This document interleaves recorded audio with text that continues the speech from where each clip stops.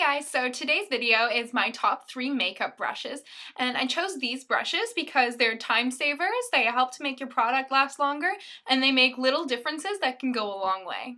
So the first brush that I'm going to talk about is a foundation brush. It looks a lot like this. This one I purchased from e.l.f. It's an angled brush, as you can see. It's relatively thin.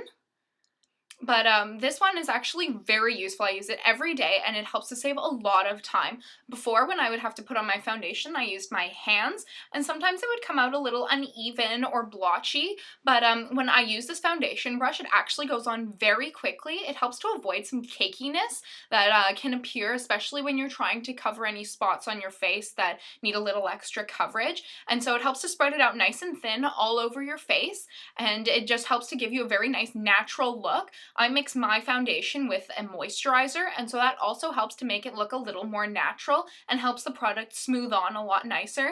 But this one has saved me tons of time in the morning. I can just quickly brush it on and it saves a lot of time. So the second brush that I'm going to be featuring is just a basic powder brush, and I got this one from Merle Norman, and I've had this since I was about 13 years old, and it has really lasted. I like it because it's a little thicker than an average face powder brush is. Normally they're a bit thinner, and I use this a lot. I can use this for just like a translucent powder over my face. I also use this for bronzers and also sometimes blushes.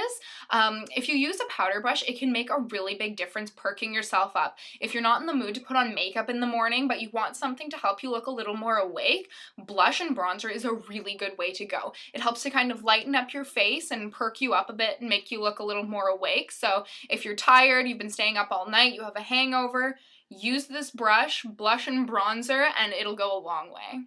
And so the final brush that I'm going to feature is a crease blending brush. And I started to use this recently and it has actually been a huge difference to my makeup routine. I was having a lot of difficulty before using eyeshadow along the creases of my eyes, and it just ended up kind of looking funny and it wouldn't have the right shape on the outside. But now that I've purchased this, it has made a huge difference. It really helps to open your eyes up a lot if you have a lighter color on your eyelid and then a bit darker in the crease.